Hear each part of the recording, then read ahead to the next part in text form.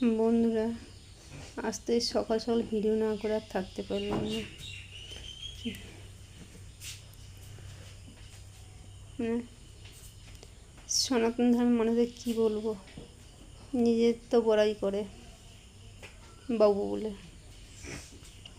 কিন্তু এই বাবুরাই যে এত লোভী, এত লোভ, ছি, ভাবতেও ঘৃণা লাগে। কারণ তাদের সাথে আমি একদিন ছোটোবেলা থেকে বড়ো হয়েছি। এতো আমি আদৌ জানতে পারতাম না যদি ব্যাংকে থেকে বাড়ি আসার সময় যদি না শুনতাম এমন কিছু। ব্যাংকে যাওয়া আসা যেন মনে হচ্ছে আমাদের ধর্মের একটা লজ্জাজনক, রাস্তা বেরোনো। আর এই ধর্মের লোকেরা আমাকে একদিন বদনাম দিয়ে একঘর করেছিল।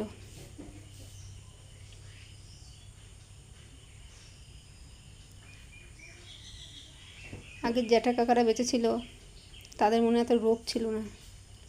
10 টাকা 20 টাকা যে যেমন পুজো দিয়েছে নিয়েছে, দক্ষিণাটাও চাওয়ানো হয়নি। দেখো তোমার ভালো লাগে দাও, আর না হয় বাবাকে স্মরণ করো, ভালো থাকো সবাই। এটাই প্রার্থনা ছিল জ্যাঠা কাকাদের। আজ জ্যাঠা কাকাদের সম্মানটা কোথায় গিয়ে দাঁড়িয়েছে? আজ 50 টাকার নিচে তো কোনো পুজোই নেই, আবার দক্ষিণা। যাই হোক, একটা দিদিভাইয়ের মুখে আমি শুনলাম,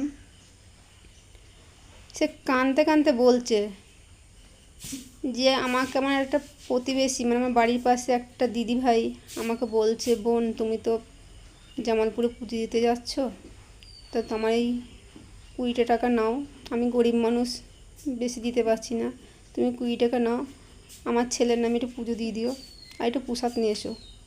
দিদিভাই বড় মুখ করে বলল যে ঠিক আছে, আমি যখন যাচ্ছি তোমাকে যেতে হয় না, সে পুজোই তো, তুমি দিলেও যা, তোমার নাম করে আমি দিলেও তাই, ব্যাপারটা তো একই, পুজো তো বাবার কাছেই যাচ্ছে, তুমি গেলেও যাবে আমি গেলেও যাবে। তা যাই হোক, এই বললাম দিদিভাইয়ের কাছে 20 টাকা নিয়ে এলাম।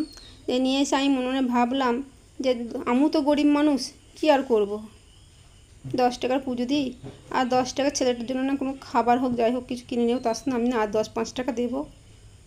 ও মা, দোকানে গিয়ে 10 টাকা পুজোতে পেলামই না, উপরন্তু আমার থেকে আরও 20 টাকা দিয়ে পুজো দিতে গেলাম, তাও চিনি মন্ডা তো নেই, বাতাসা নকুলদানা না, তাও সরার এক কোণে পড়ে আছে।